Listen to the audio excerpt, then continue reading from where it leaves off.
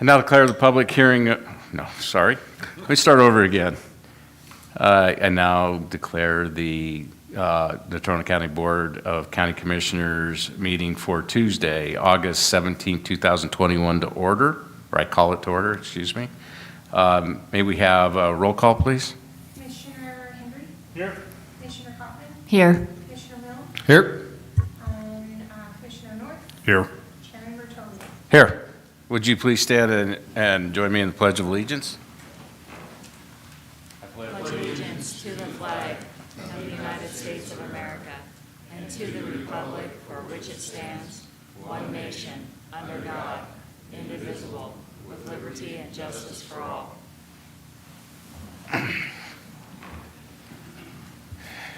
Chair to entertain a motion to approve the consent agenda as presented. Mr. Chairman, I make motion to approve consent agenda. I'll second that motion. It's been moved by Commissioner Mill and second by Commissioner North to approve the consent agenda. Any discussion on any specific item? There being none, all those in favor of approval of the consent agenda signify by saying aye. Aye. Opposed, same sign, motion carries. I now declare the public hearing open for the notice of application for transfer of ownership of full retail liquor license from CC Cowboys doing business as Racks to Monty Elliott. The hearing will be conducted in accordance with state statutes, rules of the Natrona County Commission, and other applicable laws. I would ask those individuals who wish to address the commission to approach the lectern and state your name and address. Mr. Nelson, may we have a staff report? Thank you, Mr. Chairman. County Clerk Good is unavailable this evening, so I'll be giving the staff report. The county did receive an application by Monty Elliott to transfer the liquor license currently held by CC Cowboys. This is predicated on order granting motion for partial summary judgment that was issued on April 12th, 2021 by the district court here in Natrona County. The clerk's office has reviewed the application for transfer and has conferred with the state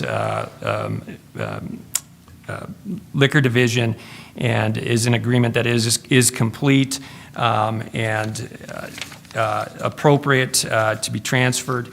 A little bit of background: when we did receive this, both myself and the Attorney General's office had reviewed this order. It was the opinion of the Attorney General's office at the time that this was a valid order from the court, and concurred that it does mandate that the license be transferred, and so that would be the staff's recommendation at this point. I would note that it is being transferred to an address within the 5-mile radius of the town or city of Mills and also of Casper. And with that, I guess I would stand for any questions that you might have. Thank you. Any questions for Mr. Nelson? Okay, thank you. Mr. Commissioner Mill?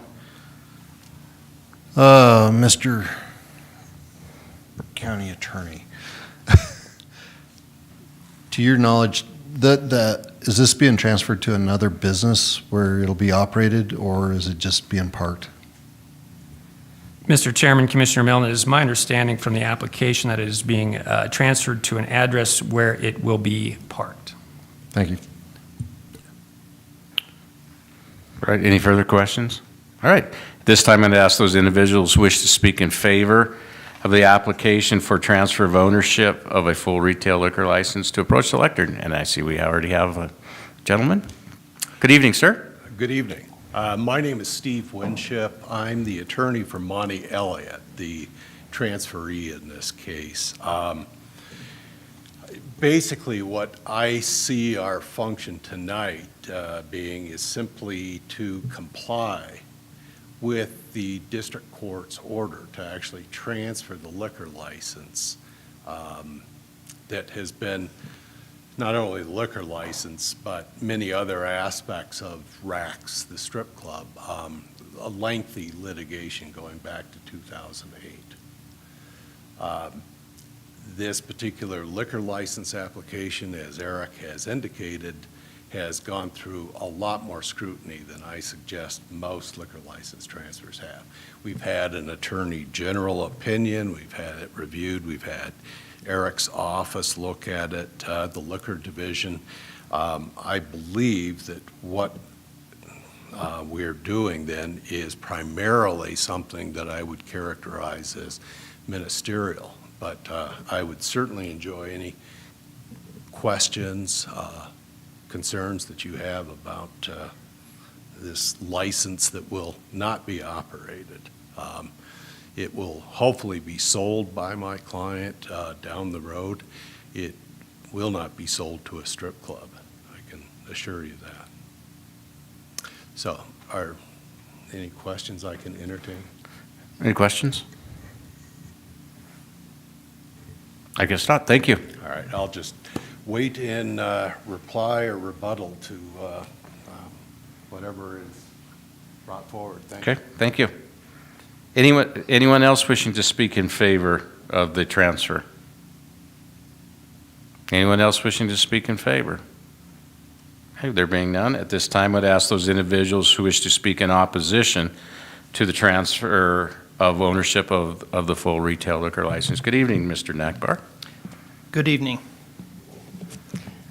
I am Keith Nakbar, attorney at law, Keith R. Nakbar, PC, 123 West 1st Street, Suite 205, Casper, Wyoming. I represent Linlog LLC, which is a secured creditor of CC Cowboys. Linlog, my client, has a mortgage against the real estate where this liquor license is located. The concern of Linlog is that this transfer will disable the mortgagor from operating and basically will cause them to default on the loan. Linlog, my client, is opposed to this transfer for a number of reasons. First of all, I want to explain that the deal between CC Cowboys and Linlog originally was the liquor license was a prerequisite to Linlog granting a mortgage, and actually the parties intended that it be collateral for the mortgage or the loan, I should say. I don't think the paperwork on the liquor license played out the way it should have.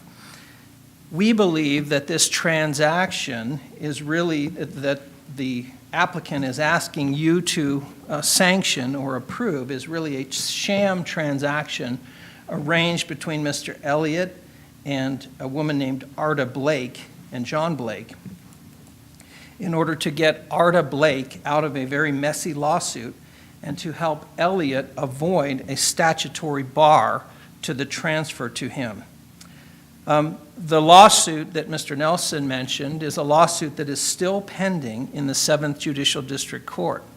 That case, in fact, has not even been set for trial. It will be tried probably a year or so from now. The case is Monty Elliott, and you can see in the order I believe you've been provided, versus Arda Blake, John Blake, Sonny Pilcher, CC Cowboys Incorporated, Anthony McMillan, and most importantly, for my concern, is Linlog LLC, which is my client. This lawsuit is ongoing. It has not, as I said, been set for trial.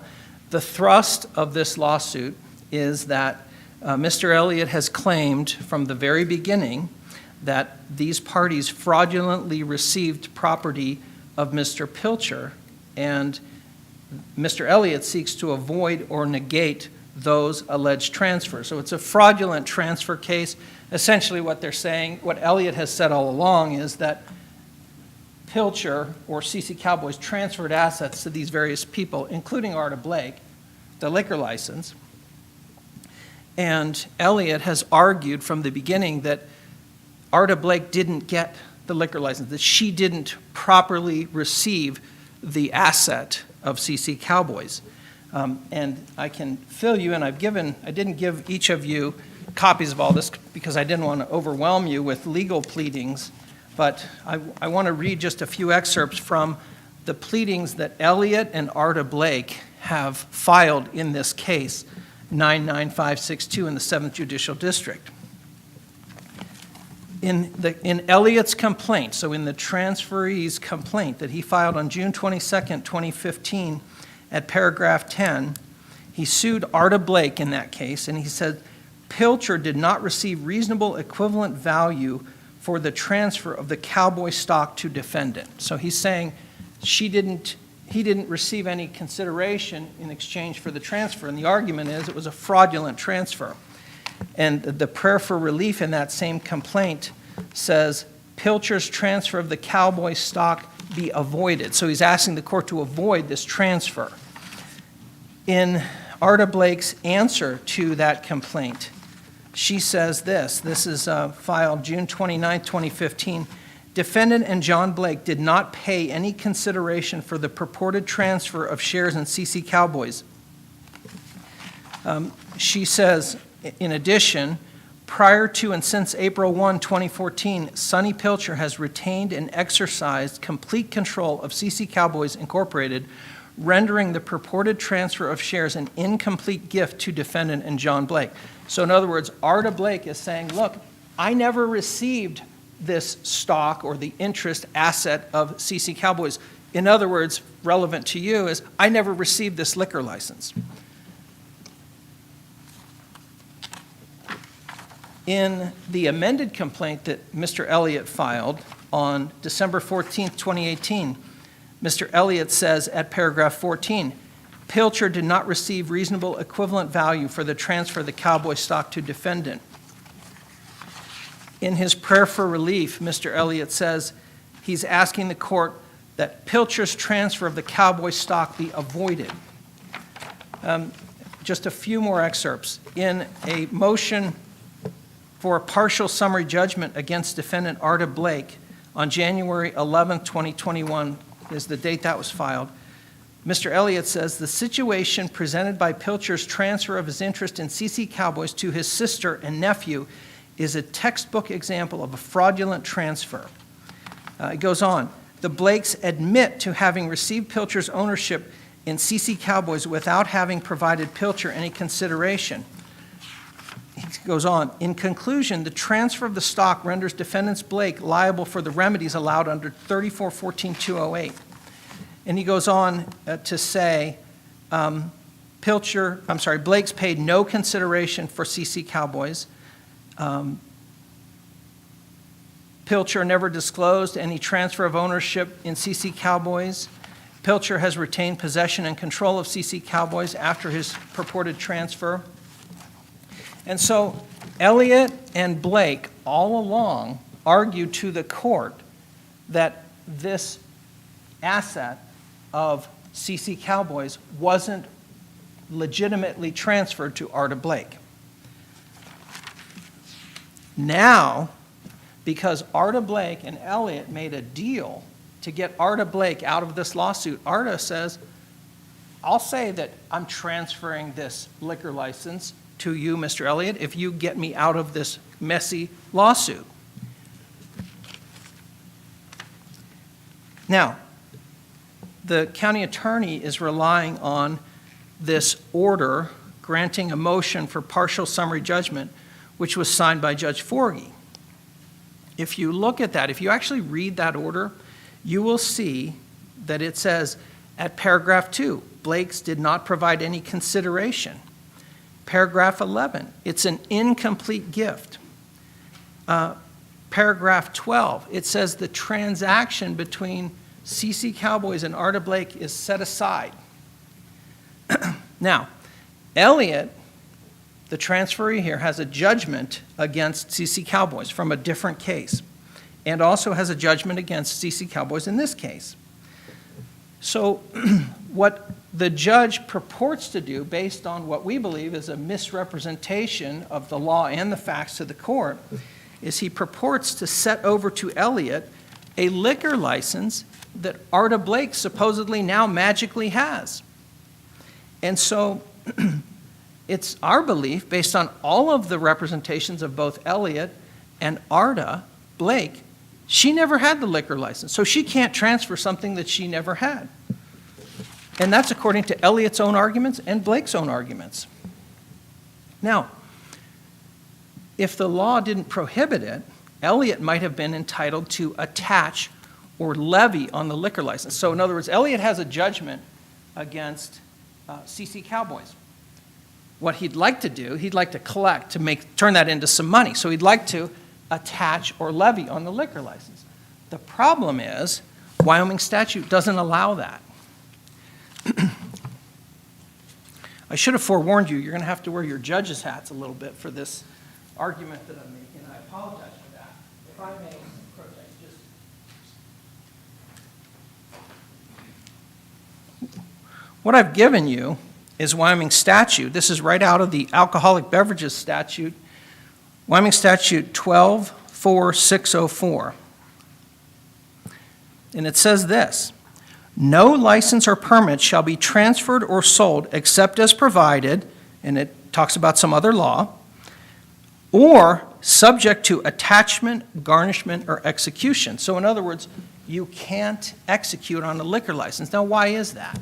Because otherwise, if somebody has a liquor license and I have a judgment against them, I could go execute on the liquor license and sell it to Joe Smo down the street. Well, you don't want that, nor does the state. They don't allow liquor license to be attached, garnished, or executed on.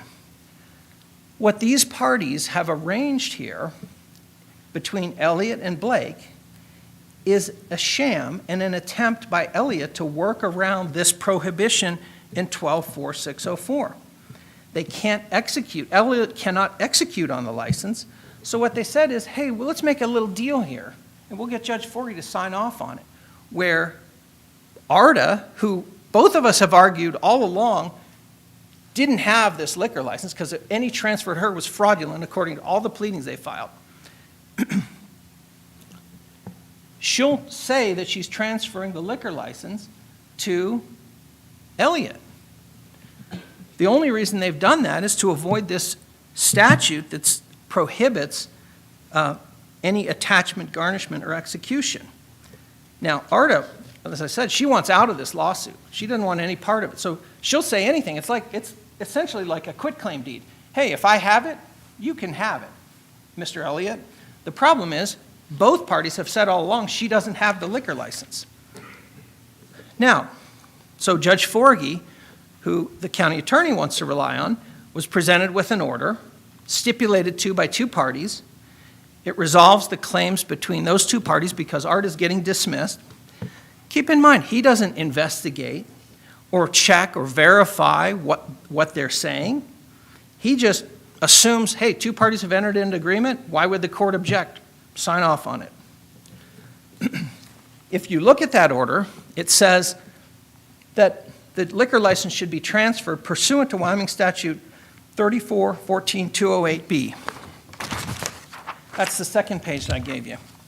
34-14-208B. If a creditor has obtained a judgment on a claim against the debtor, the creditor, if the court so orders, may levy execution on the asset transferred or its proceeds. It doesn't say you could just transfer, the court can just order the transfer of an asset. And remember, this statute doesn't have anything to do with liquor licenses. The statute that deals with liquor licenses is on the first page, and that says there is no execution, attachment, or garnishment of a liquor license. So this authority that the judge relied on, that as represented to him by the parties, doesn't do the trick for them.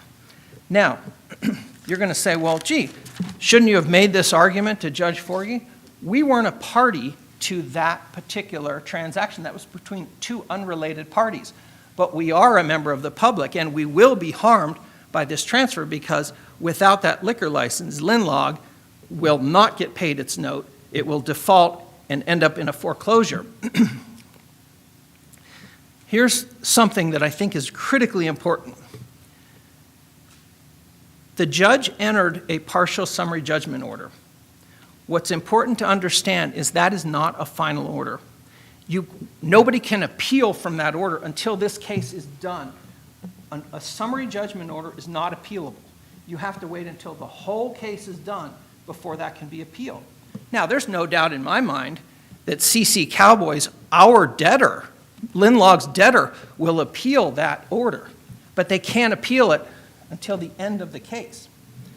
Here's the problem that creates. What if you approve this transfer, CC Cowboys appeals that order, Judge Forgey's order gets reversed because it's not consistent with what the law provides? You can't untransfer a liquor license. So if you transfer this liquor license based on Judge Forgey's non-final order, and that order gets reversed, it's our belief that that jeopardizes the county's ability to have that liquor license. And here's why.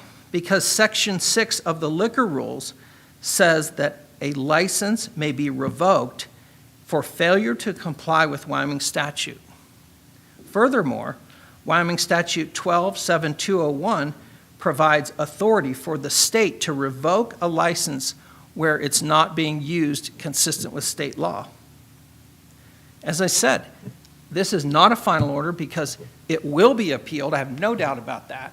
But it can't be appealed according to the Wyoming Supreme Court until the case is done. And why does the rule say that? Here's why. Because the Supreme Court doesn't want to have one appeal from these two parties and then another appeal from another two parties, and then when we get to the end of the case, another appeal. They want one appeal. This order is not a final order. So even though it looks like a decision from a court, it's not over. It ain't over yet because it will be appealed and it could be reversed. And I think it will be reversed. In fact, because it's not consistent with what the law provides. It is our belief that ARDA had nothing to transfer. That's what she said. That's what Elliott said. The court can't properly order the transfer of a license from somebody who doesn't have a license into somebody who wants a license. We believe the county could end up losing the authority to have this license if it's held by someone who's not entitled to have it, if this is reversed on appeal.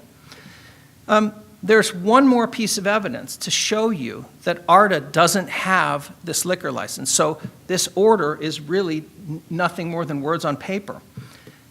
This license, as I understand it, and Mr. Nelson can correct me if I'm wrong because he has the records, my understanding is that this license was renewed in the name of Sonny Pilcher in March of 2021, just a few months ago. If Arda Blake actually had this license as purported by the court's order, then it would have been renewed in her name. Wyoming Statute 12-4106 provides that licenses are personal privileges to the holder for the one-year term. This license renewal, as I understand it, was done in 2021, not in Arda Blake's name, but in Sonny Pilcher's name.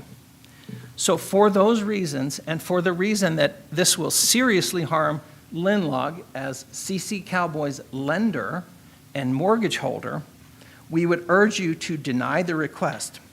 This transfer is not ripe, particularly based on the inconsistent representations of the parties all along in this underlying lawsuit, and particularly because this order that you have in front of you is not a final order. It is still subject to appeal, and it could be reversed on appeal, and you're going to have a mess on your hands if it's reversed on appeal, and you've already consented to, sanctioned this transfer that's requested by Elliott. Thank you, and I'd be glad to answer any questions. Questions for Mr. Nakbar?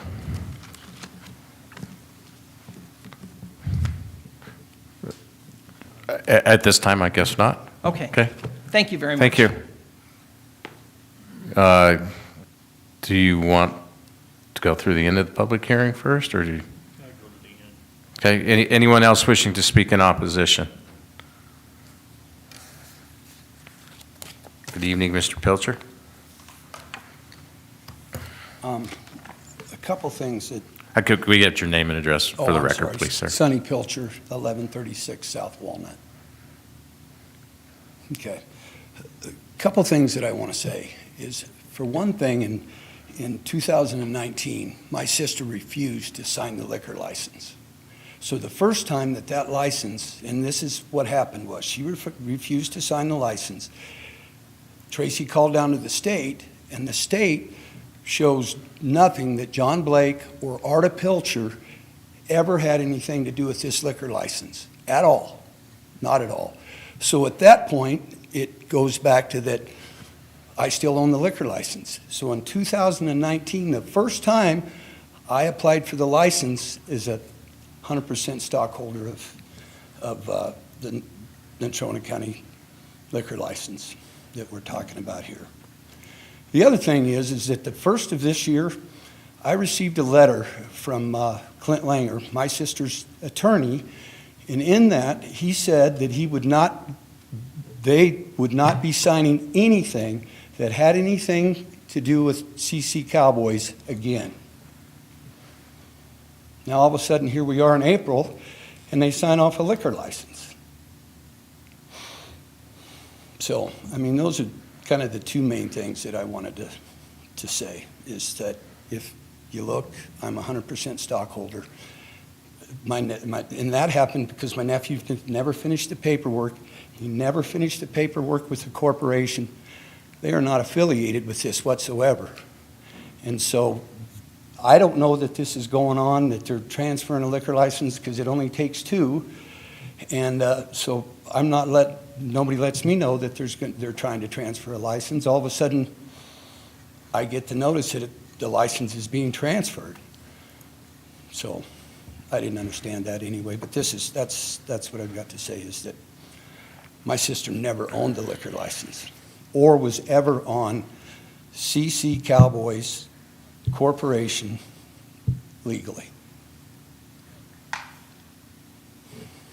Okay, any questions for Mr. Pilcher? Commissioner Kaufman? Mr. Pelcher, nice to see you tonight. So I'm curious, we saw you, was it 18 months ago or was it a year ago, about water, fire suppression system in that building? At that time, did you have the liquor license in your name? Yes. Okay, thank you. Commissioner Hendry? Well, that was basically my question. To your understanding, the license is in your name right now, Yes, it is. okay? You can see where it was applied for, and All right. 100% Sonny Pilcher. Thank you. Mr. Chairman, Commissioner Mill? thank you for coming in tonight, Mr. Pilsner. If we followed the court's order and transferred that license over, what would that do to the business? It would close it. How many employees are working at that establishment right now? There's about 35 altogether. So it'd affect 35 people. Yes. Thank you.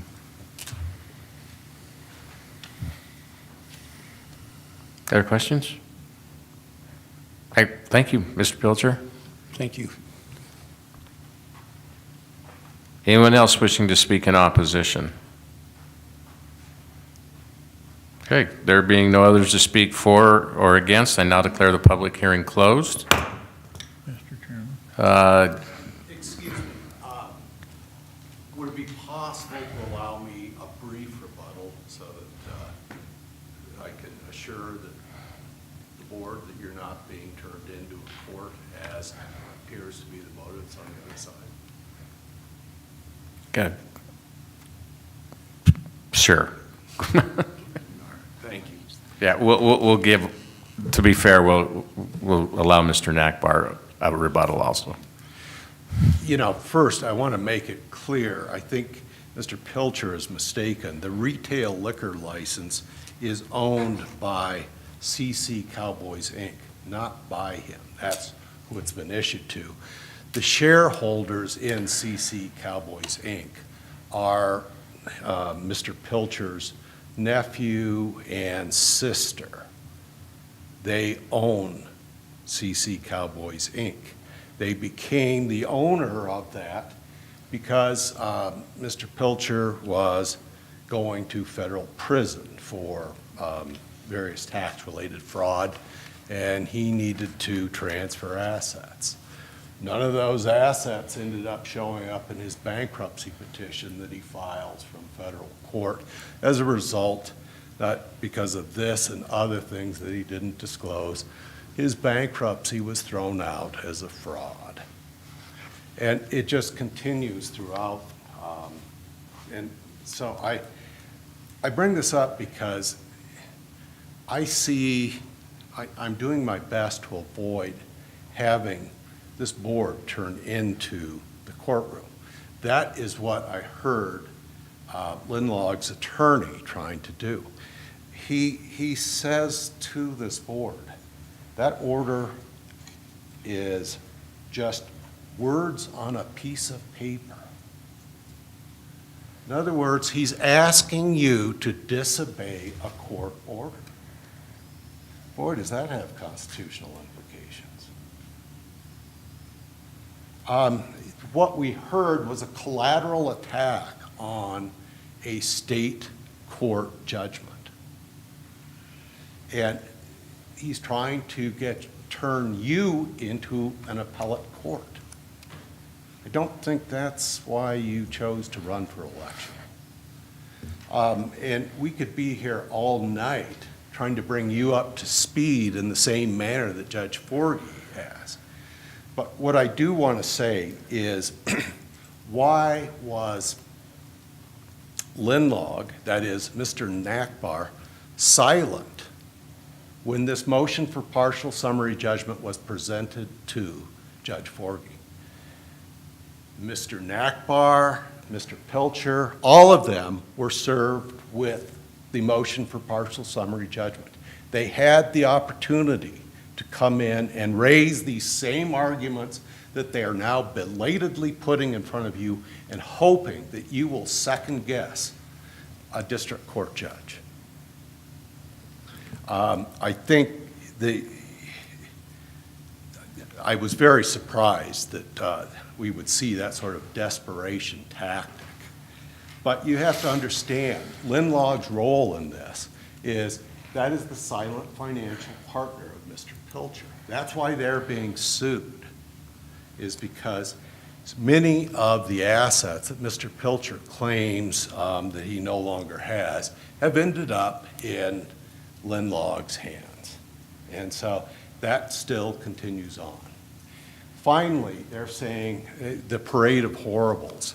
Oh, if you do this, bad things might happen to the whole things. Let me say that the whole idea of what is a final appealable order, I find that trying to somehow make you believe that you get to get involved in that whole circumstance is something that, well, I'm surprised by the argument. I differ with Mr. Nakbar. I believe that that was a final order that determined the rights of the Blakes and this ownership, and it's something that could have been appealed. What Mr. Nakbar also fails to disclose to this court is, let's assume that it was not a final order. The Wyoming Supreme Court has a procedure for determining those. It's called a petition for writ of error. It does not have to be a final order in order to be appealed. That I could go through the list of omissions, mistruths, especially the way the fraudulent transfer law was misconstrued to this board. I'll just leave it at that. I apologize for my counsel, my co-counsel, that he would try to use this board to be a court to reverse and second guess the district court. Thank you. One quick question for you while I have you up. So what is the intent of, do you have any firm plans? Does Mr. Elliott have any firm plans at this point as to what he intends to do with the license? We're going to involve a realtor. We'll hope to market it. Like I say, it has to be renewed on March 31st. Hopefully we'll have much better plans at this point. But as you're probably already aware, this has been a roller coaster to even get to this hearing. There was CC Cowboys filed a petition for restraining order to keep this court from, or keep this board from even hearing this. There was another motion to have the district court reverse itself, to alter or amend. All of those were filed right before the last meeting. And so to be able to know where we're going, it's almost like, as soon as I know that we actually have, stepped through this hurdle, then I feel like maybe we can commit ourselves to a marketing plan or something like that. But at this point, with, as you know, the threats and everything like that, to try to make any plans at this point is rather difficult. Okay, thank you. Anyone else for Mr. Winship? All right, Mr. Nakbar? And I'll be very brief. Thank you. First off, I would encourage you to not rely on what counsel says, but to read the order. The order doesn't say anywhere that you have to transfer this liquor license. It doesn't even suggest that you should transfer the liquor license. It says, paragraph 15, upon approval of said liquor license transfer to Elliott by the Natrona County Commissioners and/or the Wyoming Department of Revenue Liquor Division. It doesn't say anything to you that you have to do this. This is completely in your discretion. You have a clean slate. You can weigh the pros and cons and whether this is appropriate or not. I'm not asking you to disobey a court order. There's nothing in this court order that says the Natrona County Commissioners have to transfer this liquor license. So that's a mischaracterization by counsel. Interesting that we now hear the argument that the shareholders of CC Cowboys are Arda Blake and John Blake. That's completely contrary to what Elliott has argued over and over again and what Blake has argued over and over again in the lawsuit. So this order doesn't say you have to do anything. It doesn't tell you anything. It doesn't give you any guidance. It doesn't even suggest to you that you have to transfer this. So there's no disobedience to a court order. But what I'm saying is this summary judgment order is not a final order. It can't be appealed until the end of the case. And that will create a mess. And we would urge you to deny the request or at minimum table it until this case, the underlying case, is fully resolved before you transfer it in reliance on an order that's not final. And then if that gets reversed, we got a problem on our hands. Thank you. All right, thank you. Any questions, Mr. Nakbar? All right, Sorry. there being none. All right, at this point, Chair to entertain a motion. Mr. Chairman, I have a question. Commissioner Hendry? So for our county attorney, what is your opinion on a final order and not a final order? Mr. Chairman, Commissioner Hendry, so when we took a look at this order granting motion for partial summary judgment, we conferred with the Attorney General's office, and it was, our collective opinion that this was an order of the court. Now, whether we get into the finer points of whether or not it can be appealed interlocutorily, or if it has to wait until the balance of the case is done, really, we determined that was outside the scope of what we needed to get into. Clearly, we have an order of the district court signed by District Court Daniel Forgey, and I appreciate the arguments of counsel, but I don't believe that it's the county's role to get into the civil litigation and to opine as to whether or not the judge made a mistake or not in the ruling. And so we simply looked at, is this a valid order of the district court? And collectively, we believe it was. As was represented, I think, here in argument, by Mr. Winship. There were other motions filed in a district court case. You can see, and I'm not sure you have all the pleadings in front of you, but this has been pending since at least 2015. And so for us to go in and try to armchair quarterback or parse whether or not this was a correct decision, neither the Attorney General's office nor my office nor I feel that's the role. So I really don't want to offer an opinion as to whether or not there's any recourse to appeal it at this point. Our view is that it's an enforceable order and it was properly brought before the commission seeking transfer.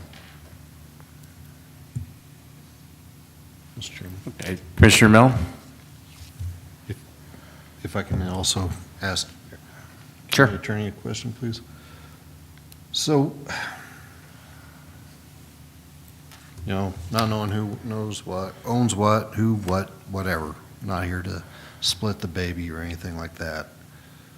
But if the license is transferred, an appeal comes through, and the appellate does win, and the license wasn't supposed to be, shouldn't have been transferred, how do you unring that bell?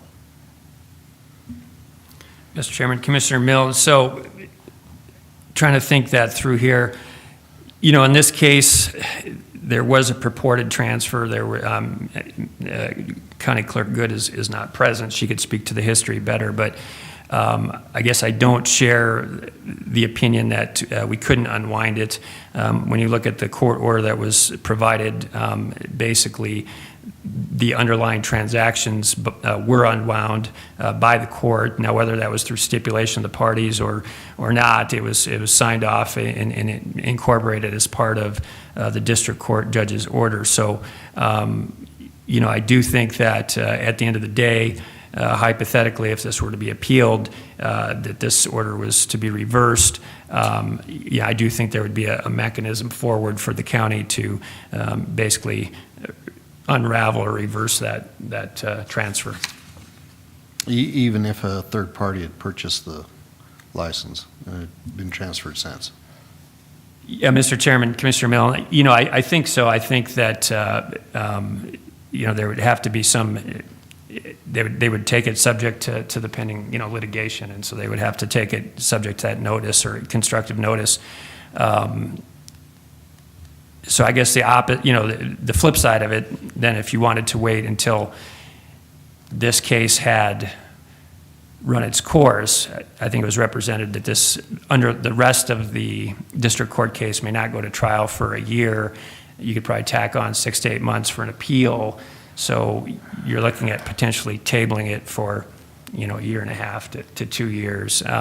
And from my position, I'm looking here, and we have what I think is a valid court order from the district court. So, so in answer to your question, I having been confronted with this argument about 20 minutes ago, I haven't had an opportunity to think it all the way through, but I'll just go back to our initial take, and that is that this is, a valid court order, and we feel it's controlling. And one last one. Mm-hmm. We heard 2 different testimonies. Whose name is actually on the title, license? So I believe it is CC Cowboys, but this is my file on the transfer, and I don't have Clerk Good's file with the history of the license in front of me, so I couldn't definitively answer that.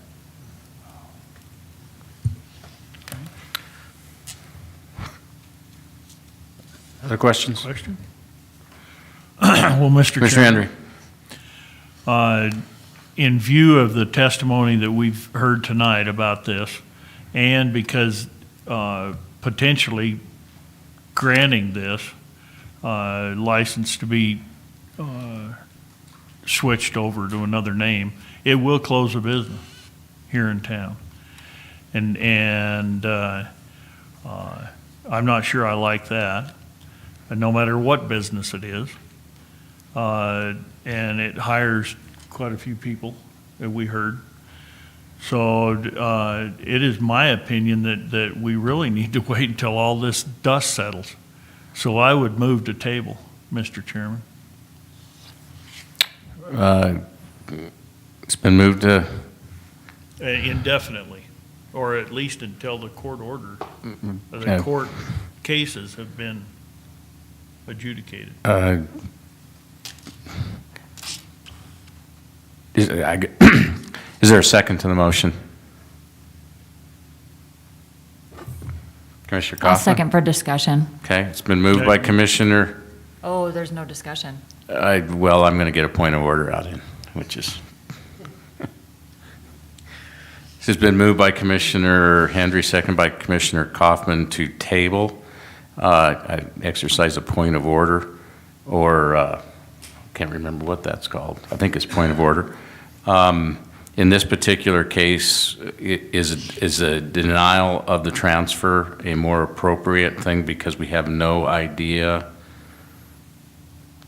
Well, I'm not speaking for or against, but I'm just, would a simple denial be a more appropriate course rather than trying to table to a time definite? So, Mr. Chairman, Commissioners,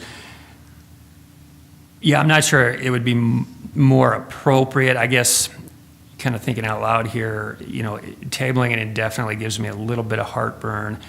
You know, if it was a pleasure of the commission to table it to a date specific, and if there are questions or facts that you feel that you need to have answered before you can make a final decision, that would allow us some time to look into that. You know, as far as denial, I guess, you know, and I guess I would go back and just to be clear, gotta sift through this stuff here.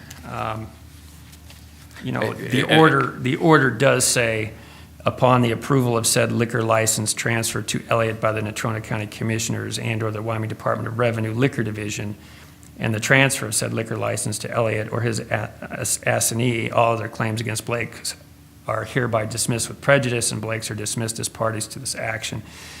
So there was some mention made as to whether or not, or I guess some issue whether or not, you know, you have to transfer it. And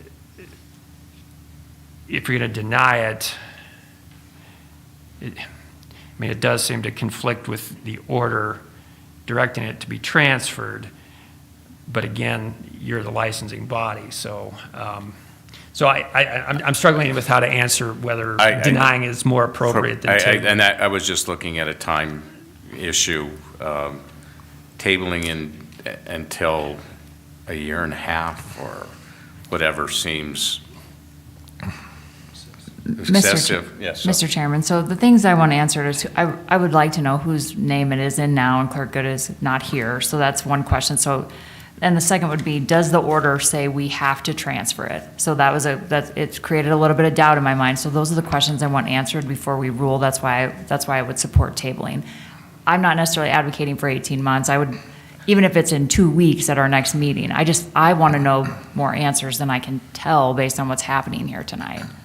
Yeah, so Mr. Chairman, I mean, if those are, with those questions, those could be answered very quickly, I think, in 2 weeks. I mean, tabling it a year and a half out, I agree. I mean, that doesn't seem very tenable. Okay, Commissioner Milne? One of the other considerations that I'd be concerned about is, like I said, unringing that bell. I'm concerned that if they did win their appeal, there doesn't appear to be any mechanism established to roll that back, especially if it's given to a third party or sold to a third party. I know the court can order whatever, but where's that mechanism in statute or whatever? It doesn't, I've been reading it, I can't see it. So, Mr. Chairman, Commissioner Milne, so I've been loath to dive too far into this, but I would agree as parties to the action, every named defendant would have had an opportunity to address, you know, this motion and this stipulation prior to the entry by the court. Because it is a final adjudication, really as to the Blakes, I think there's some question in my mind as to whether it is appealable or not. as a county attorney and as your counsel, I'm not sure that, we need to get into the minutia and the finer points of the civil litigation.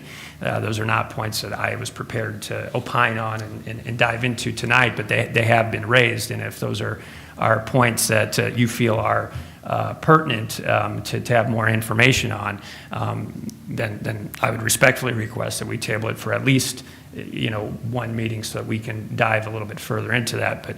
But again, I think there's a lot of nuance to this, and at the end of the day, you don't sit as a district court, and we're not here to second guess the district court judge.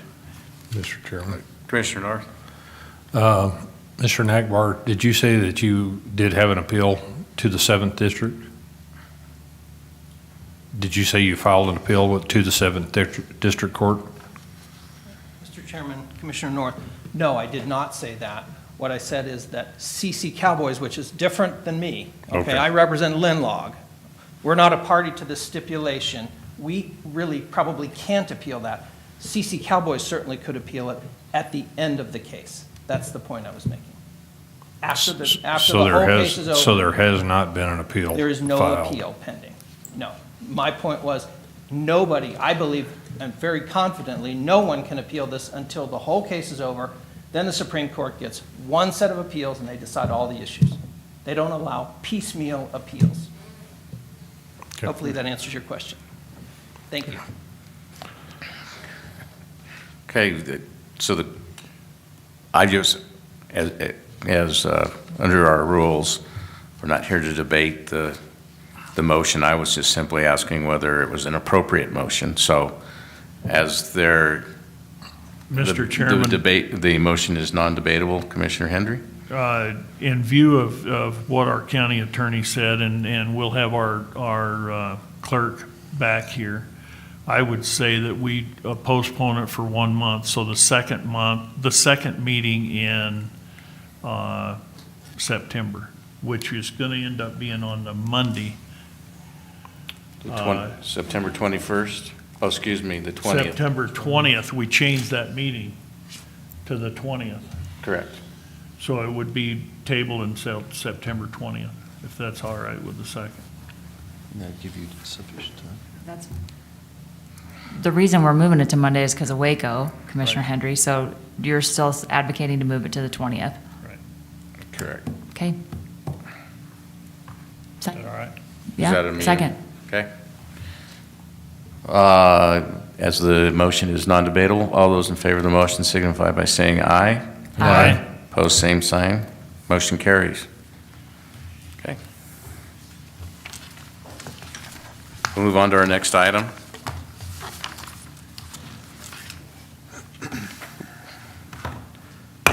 And now declare the public hearing open for the consideration of ZC 21-005, a request to change the zoning district classification from urban agriculture to rural residential.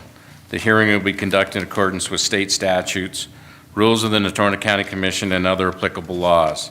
I would ask those individuals who wish to address the commission to approach the lectern and state your name for the record. Mr. Nelson, another one of your staff reports. Yes, Mr. Chairman, just a point of order. So this was tabled. I don't know if we need to have a motion to bring the matter off the table and then call it back in, or did you just do that and I miss it? If not, Mr. Chairman. Did we, I thought we did not table. I think the applicant withdrew it. No. No, we No, we tabled tabled this one. Yeah, Oh, this one, I'm sorry. Yeah, You this gotta one. I was thinking of the last one. right. but- Okay, the chair would entertain a motion to remove from the table. So moved. Second.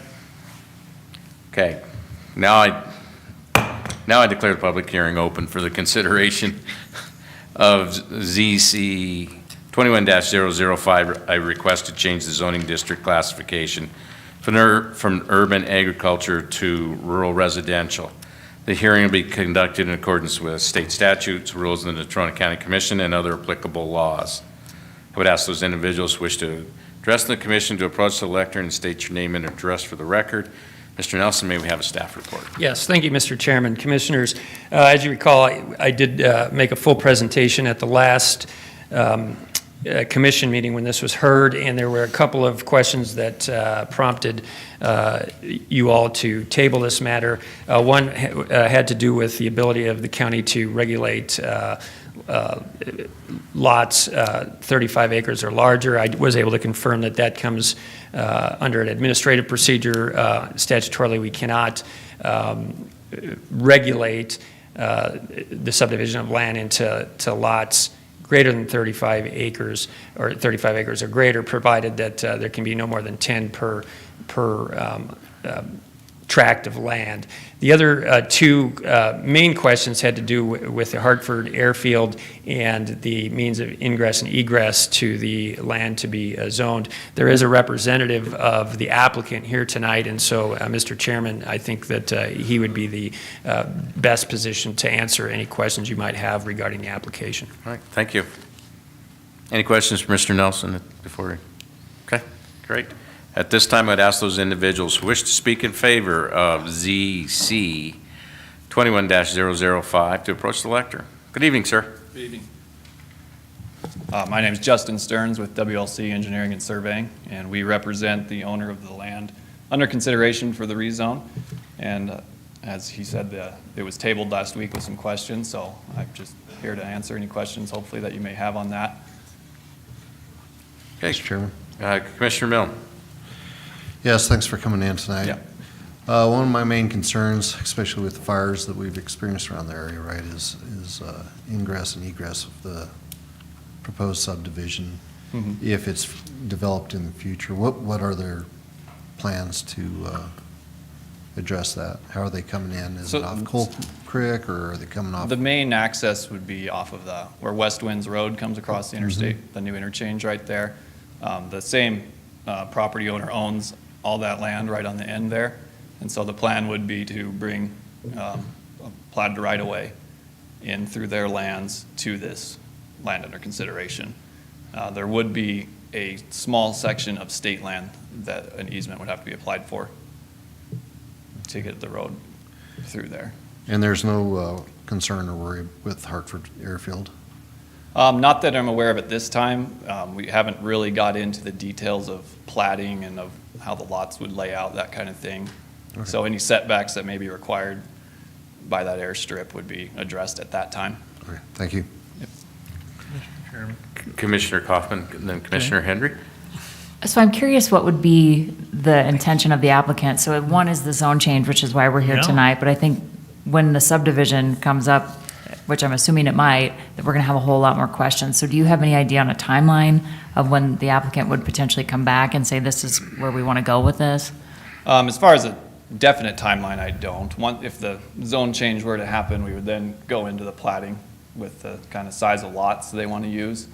And that, that takes quite a bit of time. There's a big area of land out there that we're kind of looking at. So to get a plat together, which we would then submit, of course, to the county.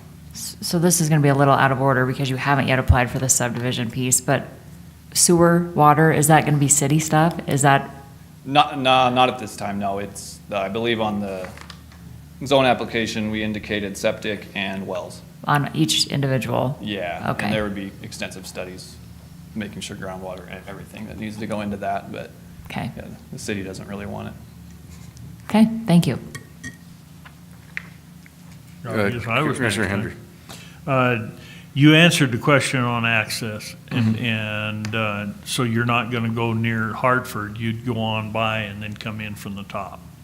The land they own off of West Winds Road, you would come in going south along Hartford's land and then over to the east, Okay. south of, so it could potentially, and like I said, we haven't actually done a plat to know where the road would go through their lands there, but.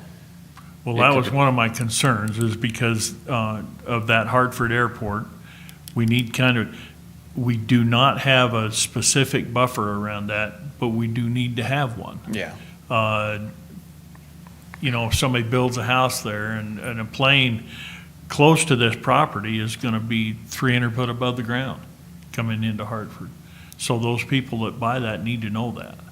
Yeah. And, no, I agree. and so that's the thing I was thinking. The other one is there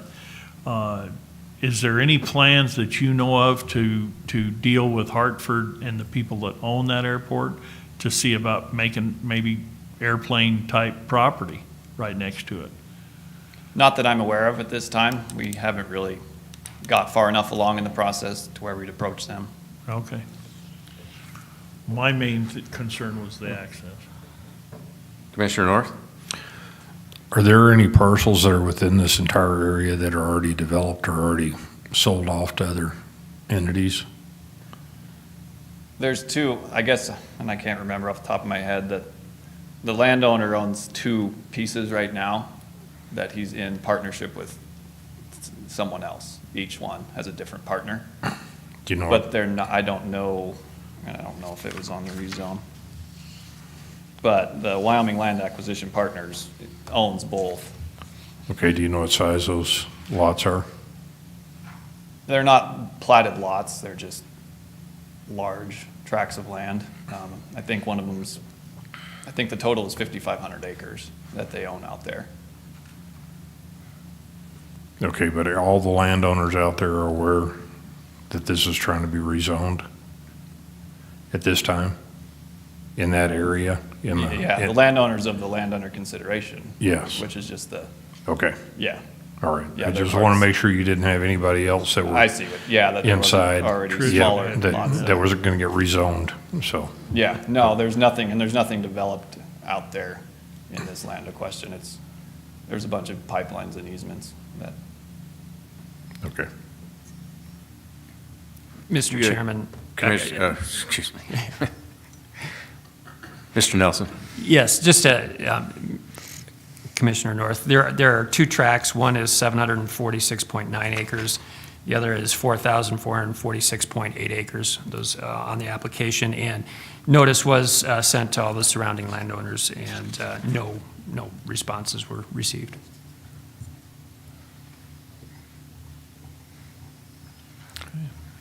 Any other questions? Okay, so this is jumping forward, but maybe, I assume there has been some discussion preliminary as to what they intend to do with it. I mean, most of the BB Brooks stuff is sold at 40-acre Yeah. plots. Are they looking at more ranchette-type stuff, smaller? yeah, that's kind of the intent that, in talking with the owner, they would Okay. like to go to a smaller than those 40-acre lots. Okay. I don't think those Okay. are as appealing. Okay, are you aware of any good potable water out there? I've not heard, I've heard you can get water. As far as drilling a well, or, As far as or- potable domestic water, drinking water? not at this time until we Okay. do the studies on the Okay, water. Yeah. I've never heard of any good water going Coming north. out of So there. most everybody has to haul their drinking Oh, water, so okay. I was just curious. Yeah, and like I said, that would all come up in the study we do. and Sure, We'd be drilling absolutely. test holes and. Okay. And you're several miles from any municipal boundary, it looks like, because, The city of Casper is to Yeah. the south, and they're yeah, and already it's, notified. yeah, it's just that one parcel that the city intends to use for landfill. But Landfill, yes. in looking at this, they're still probably a couple of miles south. Yeah, It's not contiguous at this, this would not abut, this subject area would not abut any of the city of Casper lands that, I mean, there's a huge block that goes north, but I'm pretty sure I think it's right next to it. I think it's a Land couple of, owned I think by it's the a couple of It's right sections. next to it. yeah. Oh, it does abut It it. does. And they have, I know they were contacted at the start of all this to make it aware that we were looking at that land. And they had no, I believe there's even email documentation that they had no qualms or issues. Well, I just find it interesting because, technically, if they did their annexations and whatever, they could annex that property. They'd have to provide basic services, Yeah, they water, need to get water and sewer, sewer, which I think- fire, police, things like that, but, okay, Yep. thank you. Yep. Any other questions? All right, thank you. Thank you. Mr. Chairman, Oh, what? I would move to, Oh, we're not done yet. Don't be getting in a hurry. we here. got to open the public meeting clear up again? Oh, no, we're in the public meeting. So at this, is there anyone else wishing to speak in favor? Anyone else wishing to speak in favor? There being no others to speak in favor at this time, I'd ask those individuals who wish to speak in opposition to ZC 21-005 to approach the lectern. Anyone wishing to speak in opposition? And the third final time, anyone wishing to speak in opposition? There being no others to speak for or against, I now declare the public hearing closed. Commissioner Hendry? Now? Yes. Mr. Chairman, that access question and the Hartford Airport kind of answered my questions, and I know they've got to be back in here to do some more work, so I would move that we approve ZC 21-005 along with the findings of fact. Incorporated. Incorporate. Was that a second, Commissioner Milne? It's been moved by Commissioner Hendry, seconded by Commissioner Milne to approve ZC 21-005 along with all findings of fact. Any further discussion? There being none, all those in favor signify by saying aye. Aye. Opposed, same sign, motion carries. Okay, at this time, I guess we're going to adjourn. At this time, I'd ask those in the audience that wish to address the commission to come forward. Good evening, Mr. Lamont. And your name and address for the record also. Thank you. Okay, good evening, Mr. Patolio, Commissioner Patolio, and fellow commissioners. Tracy Lamont, 9855 Crimson Dawn Road. Don't shoot the messenger tonight, but I got a couple of questions. I'm kind of confused. Do we no longer have a county planner? That's correct. Okay. We got old Eric spread pretty thin here. That's kind of my observation on it. So who's going to be the planner? Do we have somebody hired? We're working on it. Okay. You're probably not going to get a lot of really straight answers. I know it's a personnel issue, so Yeah. I probably know more than I need to know, but I got to tell you, I catch a lot of recommendations from people when I came up with that Facebook site on the mountain. Somehow I got drafted as the unofficial mayor up there, so I get a lot of private messages. So I was asked to ask some questions, but I've worked with Eric pretty close here in the last year on a couple of issues, but I think you guys are at a crossroads here. You need to be thinking about a county administrator. And that was in place years ago, and it worked and worked well. As your friends here, and not as a citizen coming to complain, I see you just get briefed a lot just in the afternoon before the meetings. And that puts you at a real disadvantage on it. I can tell it. You guys are like deer caught in the headlights at times. And I'm not criticizing that. You're doing a good job with the information you're getting. But I really think if you had a county administrator, then Eric could concentrate on a lot more of what he's doing. But you're lucky you have him on him. So, to be able to wear many hats, but some things are going to start slipping through the cracks if you don't. And that brings me to the next point. I know a lot of these things that I'm going to go through this list on have been addressed on it, and you guys had a tour on the mountain, and the Oil City News was kind enough to do a fairly good coverage on it, but the natives up there are getting restless. 65% of that mountain is roughly privately owned. And I think what's driving this is we found out our fire department up there doesn't provide protective equipment, PPE equipment, and the firefighters have to provide that themselves to the tune of $2,000 a pop per person.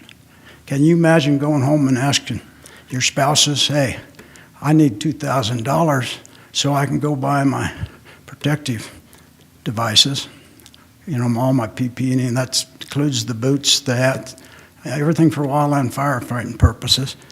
I got to have $2,000. Can you write me a check? You know what the answer is going to be, particularly going up there to put your life on the line. But, It's probably going to be no. So we got 30 firefighters, 5 of which are mountain residents. The other 25 come from town, but do you know how many people showed up at the Garden Creek Fire from the Mountain Fire Department last year? 5. And that's gone through the mountain chit-chat circles like wildfire on it. So, we're sitting here, we're promoting use. The Bear Trout Festival was a good thing, and I was over there and participating both days, but every one of those people come up there as an impact. And, if you allow smoking and they catch it on fire, the burden is left for fire protection on the 67% of the people that own private land up there, but that number gets smaller because we have all the church camps, we have Camp Sacagawea, we have all the county and city lands. The city aced up for a fire truck here a while back, I believe with 1% money. The county used to help us out a little bit, but the county fire district, that's separate from you guys, separate from the Parks Department. They do help us in the mutual aid program. They help us tremendously. So does the city. The point I'm trying to make is the impact that it's creating here. It leads to what led to this question.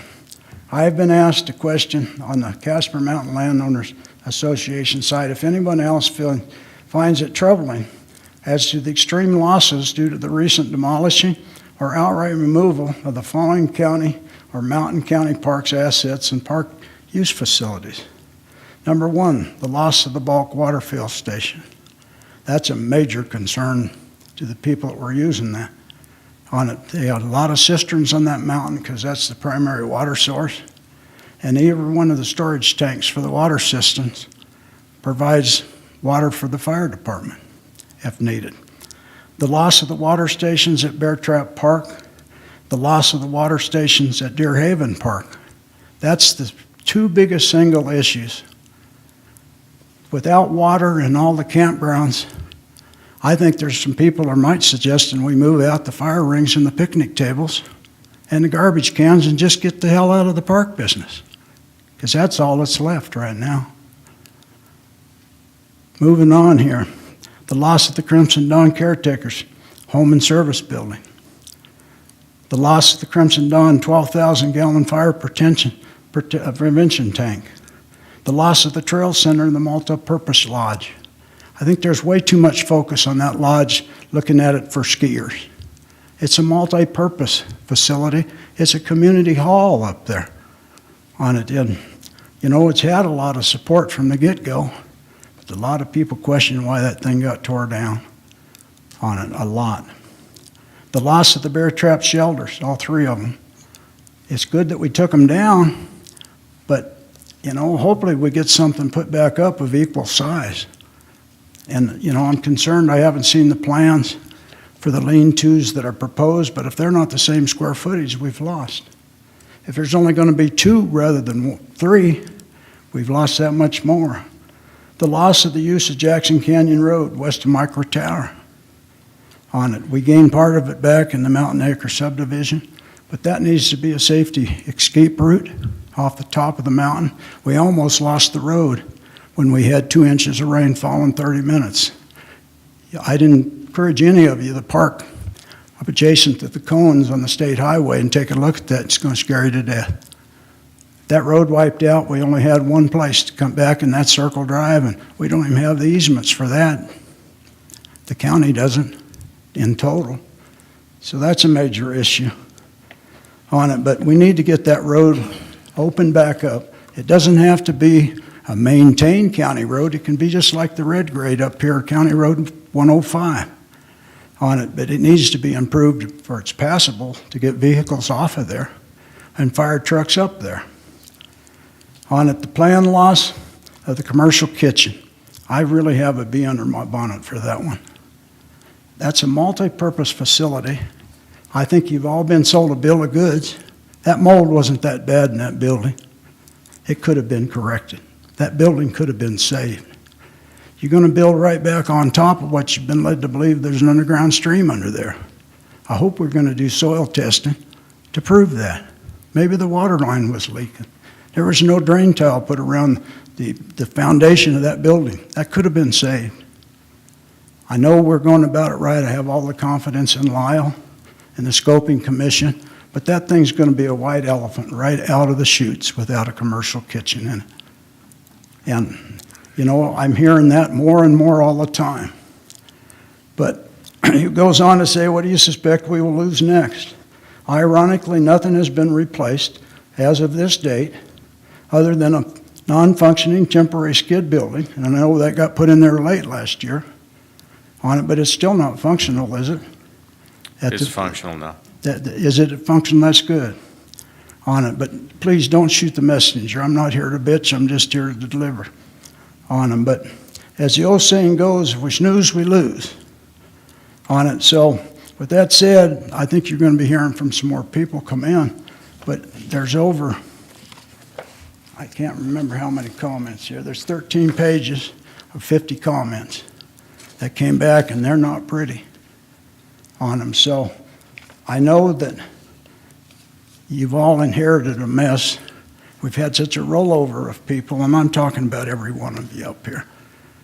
I think a county administrator would help solve some of those problems.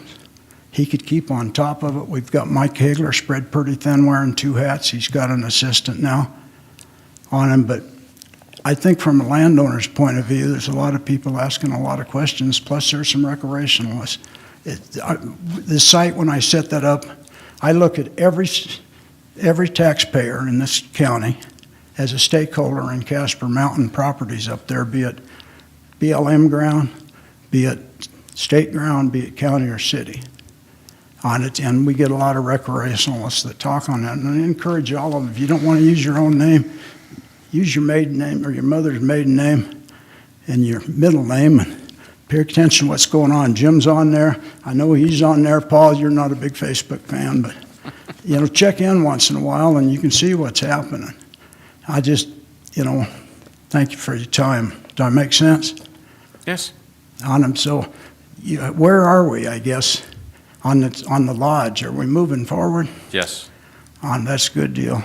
We have done some soil testing. We're waiting on a final report for a couple of areas. We've got an architect doing some preliminary reviews for us. We're working on color schemes and stuff that will be consistent with the wayfinding, signage. We're trying to come up with a consistent theme to be used on everything we're doing up there.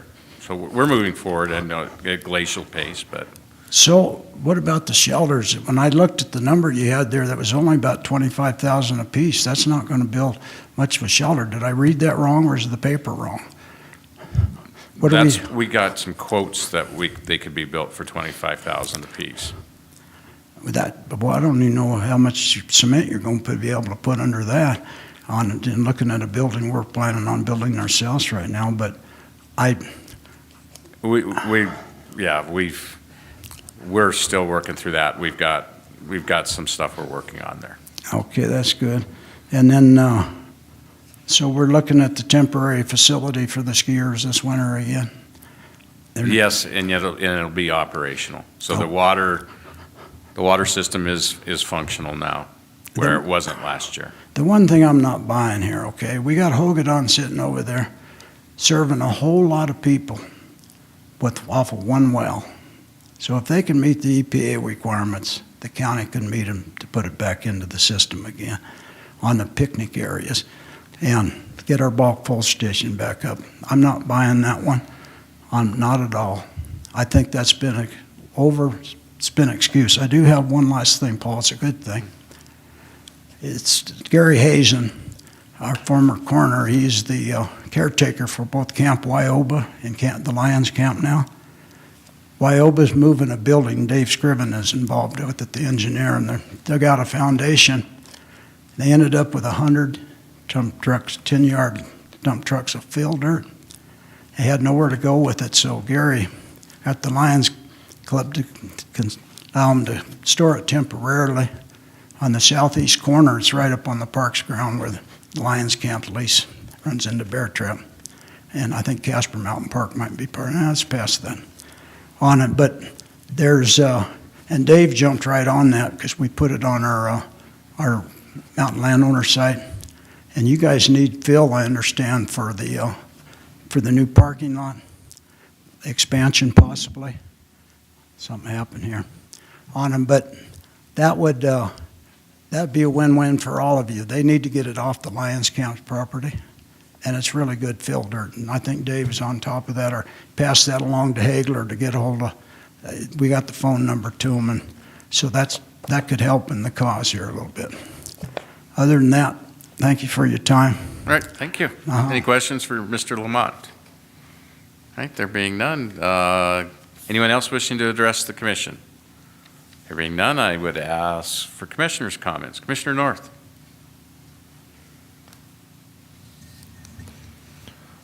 It's been a short summer. Can't believe it's already the middle of August, and we're going to be talking about the other four-letter word before very much longer. So, Wind? that one too. I'm glad that we're looking at moisture coming in, and hopefully that'll help out all the way across the state as far as the fire dangers that we've got. It's been a challenging summer for a lot of different reasons. I don't ever remember a summer quite like this as far as the weather goes. I do look forward to it cooling off a little bit, but I want to thank everybody that does participate, that sends us input, because even though we don't always see people at the meetings, we do get quite a bit of input through emails, phone calls, and other things, and I do appreciate that because it helps us stay in tune with what's going on in our county, and I think that's very important. I just want to say thank you for that.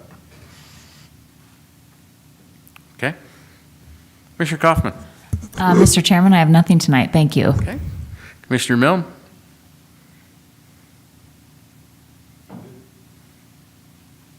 Commissioner Hendry. Well, the drought continues, and from Casper west, you get out about Waltman, and it's dry from there west, and you get right up here at Midwest, they're starting to pull calves off cows already and wean them a month early. And it's tough. From Bates Hole south, it's tough. Right around here, we got all that snow, and it helped the grass, not the water, but it helped the grass, so it doesn't seem like it in town. But boy, it is dry out there. Just to give you an example, we put up quite a bit of hay, 2,400 to 3,200 ton a year, and this year we put up 700. And so we're buying a lot of hay and coming out of Worland and Thermopolis and Riverton, Scottsbluff, and there'll be a big hay shortage too this year. But and it's getting higher as the days go on. So that's all I had, Mr. Chairman. All right, thank you. And I have nothing tonight. With that, we'll adjourn. Mr. Henry, you should buy local.